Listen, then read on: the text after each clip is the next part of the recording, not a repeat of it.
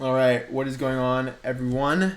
Welcome back to the channel, to all you 5,000 plus beautiful returning people. To those of you who are new, then welcome in. My name is Gerardo. We're going to be talking about PulseChain in this video. More specifically, this infamous PancakeSwap fork. Going to be talking about everything from liquidity providing, arbitrage, yield farming, rewards, the similarities to PancakeSwap over on BSC. We'll get into all of that. So let's jump right into this. I'm going to give you guys some context because not everyone knows what either BSC, Binance Smart Chain, or PancakeSwap even is in the first place. So this is actually a shorter video, so don't worry. This is not a 30 plus minute video. I know some of you guys prefer these shorter ones, but yeah, I just have a few slides here that we're going to get right into. First one being, what the heck is PancakeSwap in the first place? It is a DEX, right? Your decentralized exchange on the Binance Smart Chain. So the Binance Smart Chain simply being a clone of Ethereum. Then you have this PancakeSwap DEX, which is simply a clone of SushiSwap. Now I won't get too much into what that is. I kind of already touched on it in previous videos, but the point is, on a DEX, you are the market. You are the market maker specifically. You, the user, can choose to be the exchange. So just the same as in the centralized world, where the exchange gets to get rich off of its users by being the one to provide the liquidity. Yeah, the centralized exchange provides all of the liquidity, and in the way of market matching, right? It matches buyers to sellers of coins, and I believe they provide liquidity too. Either way, they're providing the service of liquidity, whether it be they're providing it themselves or they are matching buyers to sellers. They are the ones providing the service to the liquidity, and therefore the exchange earns 100% of the fees, right? These transaction fees, which can range anywhere from points of a percent all the way up to, I think, almost a percent some places. But what a DEX does is it decentralizes this so that the people, normal people like you and me, can become the exchange by providing liquidity. So you don't need to match buyers to sellers, but rather you just have a user interacting with this pool of coins. So they are basically trading with a pool at any given time. So it's really 24/7 trading. You don't have to wait to be matched to a trader unless you're doing a limit order, right? But for the most part, if you're just hitting a market buy, you pretty much just trade, right? You swap with this pool of which other people provided their coins to create. And so these other people who provide these coins are known as liquidity providers, right? And these LPs earn fees. They earn the fees when you swap, right? So there's a small swapping fee, and that goes to those people who provide liquidity. So it's an incentive, right? I'm kind of realizing I should have had a whole slide on liquidity provision in the first place, but we're going to kind of just bring it off the top of the head and then continue on with these slides. So I think that's mostly what we want to touch on in terms of providing liquidity. Now, are there risks involved? Yes, it's not all fun and games. It's not just like you can provide liquidity, earn fees, and the world is great, right? There are situations where providing liquidity is ideal. In my opinion, that's in a sideways market. And I'll explain why. Because the fact that you are dealing with pools of coins and the fact that you're dealing with an automated market maker, I know these are complex terms, but trust me, if you follow along with the videos long enough, we define these terms multiple times. You can even look them up and Google them yourself, but don't be discouraged if you don't understand absolutely everything. I just really want to point that out, and you will learn over time as you watch my videos, other people's videos, and define these terms on your own. So the way an AMM works, right, an automated market maker, is you have these liquidity pools of coins that were provided by users in a decentralized fashion, and man, we went on a little tangent here about liquidity provision, just outlining the risks, right? Because the reason I say a sideways market is best to provide liquidity is because the way automated market makers work is with ratios. So when you buy, right, let's say you want to buy Hex with USDC, so you're swapping USDC for Hex, you are adding to the USDC on the USDC side of the pool, yet you're taking away from the Hex because you're buying it, right? You want it in your wallet, so you're taking it out of the pool and basically giving USDC in a trade, right? You're trading for it. And so as the USDC pool grows and the Hex pool gets smaller, then the ratio of that is the price. That's how these DEXs set price, or these AMMs at least, like Uniswap and so on. And so if people are trading with your coins, they're moving them around, they're changing the ratio. So if price runs away from you and there's more USDC in the pool, we're just using Hex USDC as an example on, say, Uniswap. Let's say price of Hex goes up to like 50 cents, right? Well, then from here, what is it at? Like, let's just say 17 cents. So it's about a 3x, right? So the ratios you'd initially provided have now been skewed, right? And you are left with more USDC and less Hex. So the way people kind of like to describe it is by providing liquidity, if the market starts trending in either direction, you're effectively buying up the cheaper coins and selling the expensive coins. And so you end up with the same dollar value at the end of the day, but the coins you get out are not in the same ratios necessarily, right? You end up with less of the expensive one and more of the cheap one. And so what that does, effectively, it's called impermanent loss. That's what that's called, because if you had just held the coins, you would have had more value at the end of it. And so that's the reason I say that a sideways market is, in my opinion, best to provide liquidity, because that is when, at the end of the day, once you go to pull your liquidity out, you've earned fees, right? You've earned whatever rewards. We'll get into that now, finally get into these slides. So you've earned your fees, you've earned whatever rewards, you pull your liquidity back out. But if it's a sideways market, you're pulling out the same number of coins. So you didn't undergo that impermanent loss, is what they call it. That's a long-winded, complicated way of saying that providing, that's a new word, providing liquidity does come with its risks. So be careful. If you don't know what you're doing, probably don't do it. Anyways, let's continue on with this. So PancakeSwap is a way where now these liquidity providers, not only are they earning these transaction fees in the native token of the chain on which the DEX sits, but they are also earning rewards in the form of a new sort of game element token, right? So this token on something like PancakeSwap was known as Cake. So people would provide liquidity, they would earn their fees in BNB, and they would also earn Cake. And the game theory, that can be played with. That can be adjusted to one's liking, really. Whatever you fancy. For example, with PancakeSwap, there's this mechanic where users can enter these, they call them lotteries, right? Where you can receive a windfall, just kind of like a lottery prize of a lot of BNB, for example. So again, that can be played with, and that gives me a lot of excitement. This is exciting because we obviously know that Richard Hart is great at game theory and gamifying coins and crypto in general. And so just that area where there are many degrees of freedom, right? It's an area where there are a lot of degrees of freedom, and that's just going to be really, really interesting to see that play out, and kind of how this fork of PancakeSwap, assuming it happens, right? See how that's designed, how him and his dev team decide to continue on with that. Anyways, let's touch a little bit on what Binance Smart Chain is, right? So I was describing how users earn transaction fees in the form of the native token on which the DEX sits on. So, for example, on something like SushiSwap, users would earn their ETH fees, the ETH transaction fees, but they would earn Sushi as well as kind of an added bonus. And then on PancakeSwap, you're earning your BNB as well as Cake.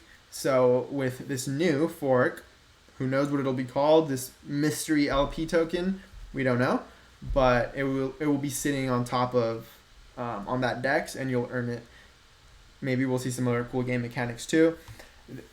This down here, I guess you don't really need to touch on it too much, other than the fact that the way Binance Smart Chain works is you have this this BNB token, which is the native token of the chain, but it actually comes from a different chain, right? You have Binance Chain, which had the original BNB.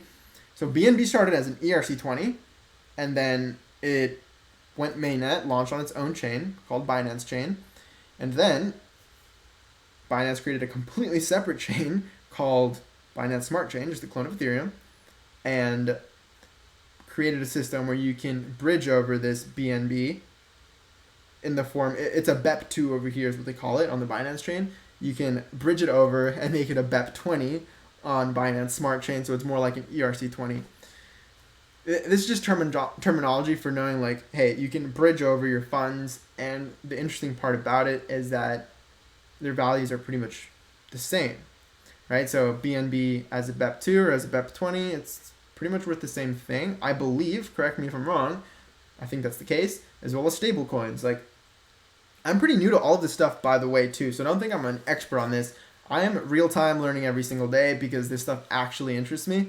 And when I see something like a bunch of billion of USDT printed on like Tron, I'm like, what? Like, I didn't know you could have stable coins on another, like already existing stable coins, mind you, like USDT on a different network, kind of bridged over. They're holding their peg, and it just, I don't know, I'm learning every day. Like, you can have stable coins on different chains that are worth $1.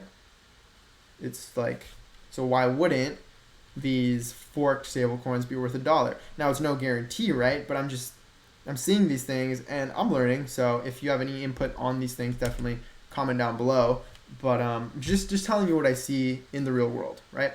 So getting into this slide here, this is really interesting, right?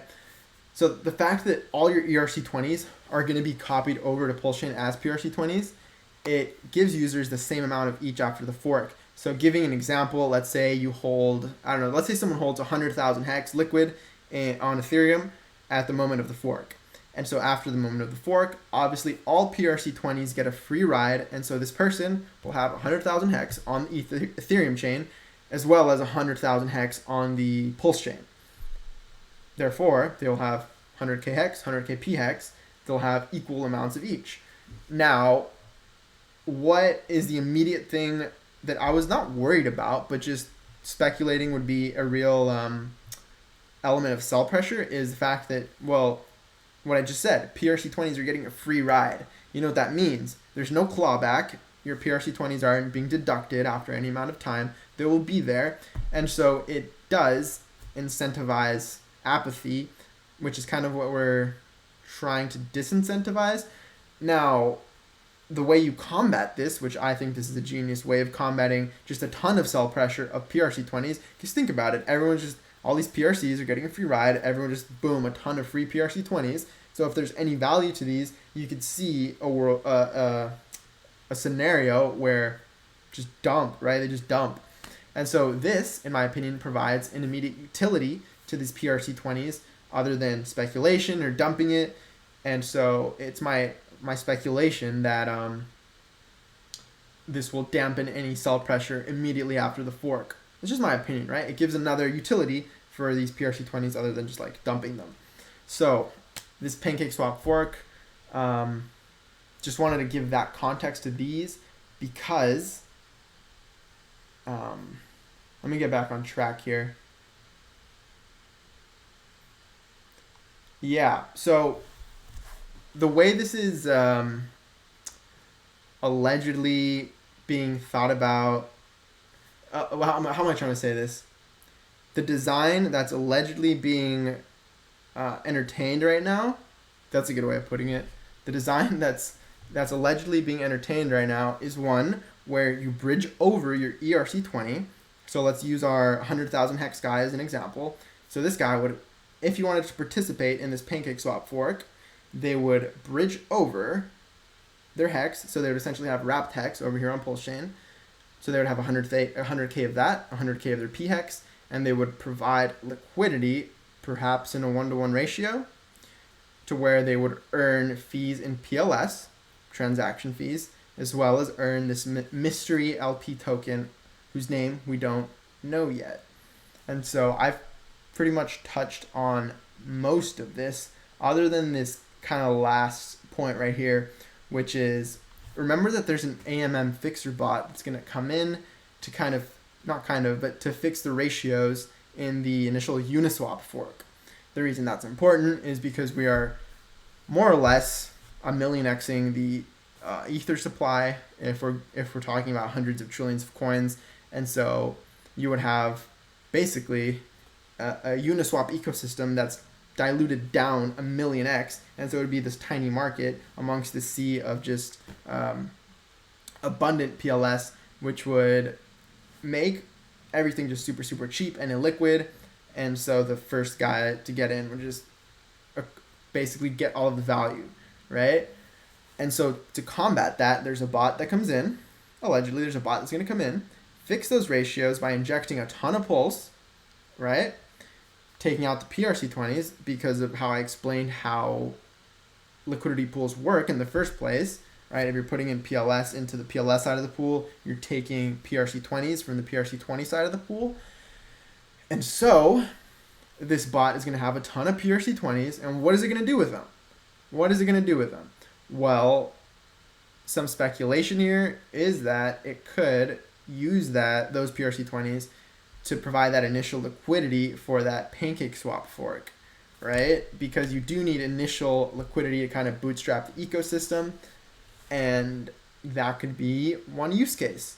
Now, something that's not on here, I guess, is current liquidity providers on Uniswap who have whatever ratio they have of their ERC20 to their Ether will, after the fork and after the fixer bot comes in specifically, they'll have a lot more PLS and a lot less of the PRC20 because it's effectively been bought up. And like I said, with impermanent loss, when you have a trending market, in this case, the PRC20 to PLS trend would be to the upside since these pools are being injected with a ton of PLS, then you effectively have a scenario where all these LPs that were forked over, if you were a liquidity provider, then now on PulseChain you're going to have a ton more PLS and a lot less PRC20. So that'll be interesting. All right. So like I was talking about, you're going to have your, just this bottom here. It's my opinion, my speculation, that users will be prompted to bridge over their ERC20s to PulseChain and provide liquidity in a sort of wrapped ERC20 and just PRC20 fashion, right? Now, this here is, maybe I'm being optimistic right here, but this 1-to-1 ratio really, really is just interesting to me. Think about this. What if, right? This is just speculation, what ifs. What if this AMM fixer bot, let's talk about Hex, right? Let's say with all the P Hex it harvests once it injects PLS into these pools, right? Just for that specific pair, because it's easier to talk about one pair at a time. So let's talk about the PX PLS pair specifically. I'm sure that's probably a popular one. It's going to have a bunch of PRC20 hex. Basically, it's going to have a bunch of P hex. And so what it might do is maybe whoever is controlling this bot has a ton of ERC20s ready to deploy as liquidity as well, and say they have a bunch of hex, so they could inject P hex and hex at a 1-to-1 ratio, right? This bot has a bunch of PRC20s, and maybe it's fed some wrapped ERCs to be able to provide that initial liquidity for these pairs, because it needs both sides of the pair to kind of get it started. I just call it bootstrapping in this case. And so if it provides it at a 1-to-1 ratio, then you have this really cool thought experiment. What's the value of these PRC20s, right? Let's just say this AMM bot injects these PRC20 wrapped ERC20 pairs as liquidity into PancakeSwap, into the PancakeSwap fork at a 1-to-1 ratio. The reason I'm honing in on this 1-to-1 ratio is because if this initial liquidity pool is big enough, if it's sizable enough, significant enough, it'll take a ton of money to shift the ratios. Does that make sense? Like, let's just say maybe just an example, right? Let's just say that initial liquidity pool is bootstrapped with a billion wrapped Ethereum hex, and so just normal hex, so a billion wrapped hex and a billion P hex. Well, the fact that it's such a thick and deep liquid pool that would mean it'd be really hard to move the ratios because, you have to pull out a lot of something that has a lot to really change the ratio of what you pulled out, if that makes sense, right? Because if you pull out 10 million hex out of a 1 billion pool, you've really only taken it out 1%, right? And the way AMM works is they function as a square to set price. So, but still, what's 1.01 to the power of 2? It's like 2%. You see what I'm saying? So, and what's 10 million hex worth right now? Like $2 million. So a $2 million purchase or sell in either direction will only really move price about 2%. So you get what I'm saying about if the pool is significant enough in size, it'll take that much of a significant amount of economic energy to shift the ratios. So if this AMM bot injects at a 1-to-1 ratio, then these really deep liquidity pools may just bond these prices together. It may just bond the price of a PRC20 with an ERC20 in a way where, like we saw on, on BSC, where stablecoins hold their peg, where BNB holds its peg, quote unquote. Maybe we see a similar situation where the liquidity is deep enough and bootstrapped and in such a way where you have users, incentives, adoption, demand, all that beautiful stuff. I could see a situation, I can imagine a situation where these prices therefore become bonded, right? Again, 1-to-1 ratio. A ratio in an AMM is what sets price, by the way, right? That is how it knows price. So these AMMs, they are the oracles. That's why they're such a breakthrough, because you don't have to rely on an external oracle. It's literally the exchange is the oracle and it's all on chain. Like that's the beauty, that's the breakthrough innovation of not only decentralized exchange, but AMMs in the first place, like a Uniswap. So this is bullish, in my opinion. It makes me bullish on PRC20 counterparts and makes me think, well, maybe a p-hex is just bonded to a hex, right? Maybe they do find parity quicker than we'd initially thought, given this kind of new mechanic. And again, it depends on that initial ratio. I've talked about this forever, and it depends on the depth of these liquidity pools. Those two are very important. And so any deviation, theoretically, from this 1-to-1 ratio, if people do impose their will and, pull out millions off of one side and are biased on one side, maybe they're just dumping their hex for px or vice versa. Maybe they're dumping their px for hex, wrapped version, right? If they really impose their will really strongly and shift this ratio enough, maybe some people might consider it an arbitrage opportunity, right? So shift it back, right? Because they think they should be bonded at that point. So it's really about, in my opinion, it's really about initial ratios of these pools, the depth of these pools, how long that's set in stone to build the narrative and create that belief that they are worth the same thing. Because at the end of the day, it's the exact same code, right? A hex, a px, same code, immutable, boom. And so why wouldn't it be worth the exact same, if not maybe more, on a faster, newer, more innovative chain, in my opinion, right? So I think it depends on those things. I'll repeat it. The ratios, the depth, and that belief, that social consensus, that's the key. That's like the magic element, right? That's that magic, that social consensus belief that they are worth the same thing. And it's not only that, right? If the pool is set at a 1-to-1 ratio and it stays that way for long enough, it really does create that narrative, right? Assuming, again, it's really massive and it's hard to shift around. It creates that narrative for the first few weeks, months, that they literally are worth the same thing because they mathematically will be, say, for a period of time. It'll be interesting. It'll be interesting to watch play out for sure. But that's it, right? The sort of cross-chain arbitrage, I guess, if it all plays out the way I'm speculating here. Again, this is all speculation. Dang, I said this was not going to be a longer video. I guess that wasn't the case. There's just a lot to say, man. And you have new information being presented every single day. And so I feel like it's only fair to kind of update you guys real time on what we're learning here. We're all learning together. So yeah, I'm just going to finish off here by saying that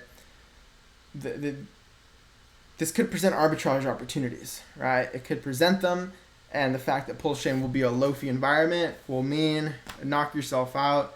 You Solidity guys, you arbitrage guys, bot guys, have a field day and enjoy, because I believe these profitable strategies will, I mean, they're going to come over until they're not profitable anymore. Just my opinion, just my just my 2 cents on the matter. So if you like this kind of PulseChain content, cutting edge speculation, leave a thumbs up, subscribe, leave a comment on what your thoughts are. And yeah, I'm tired. I'm gonna clock out. But again, I do appreciate you watching. Go ahead and follow on Twitter. We have our personal Twitter, Gerardo, and our LookIntoHex Twitter. We also have our LookIntoHex.com, obviously our website, as well as t.me/LookIntoHex, the new Telegram group, which already has almost 150 members. So you guys are flooding in there. And just a final note on that, I'd originally said I was going to kind of wait until we opened up the chat, but we're going to do that. We're going to do that now, because I remember something Richard said, which was pre-optimization is the root of all evil. It's just pretty much saying, like, don't pre-optimize for things that aren't really happening yet. So there are only 147, I think, members right now in the group. So I can open up the chat, personally moderate it. I already have a couple people who are interested in being mods. And so me, them, I think the group is small and tight enough to where there's not going to be any major things we need to like have a ton of mods for, if that makes sense. Or I don't even know of how much activity there's going to be. So I think it makes better sense to just get the group chat enabled for you, so you guys can chat in there, and we'll pretty much just play it by ear from there, right? I think it's manageable at this size, and we'll scale when we need to, right? We'll scale when we need to. So by the time you're watching this video, it's likely, if not by tonight or tomorrow, that chat will be opened up. So go ahead and join it right now, t.me/LookIntoHex. It will be the, I don't want to say the premier spot for discussing these new ideas, but if you make it to be so, why not, right? The PulseChain chat has 37,000 plus members. I know it can get a little cluttered. So if you want kind of a smaller, tighter little group of people where you can talk to and not just be flooded out by incoming messages and, and all of that, then definitely join. And that's all we got to say here tonight. Appreciate you watching the video and spending time out of your day to learn about PulseChain, crypto with me. This is the Wild West. So yeah, let's keep learning and building cool things, right? Yeah, guys. Catch you in tomorrow's video.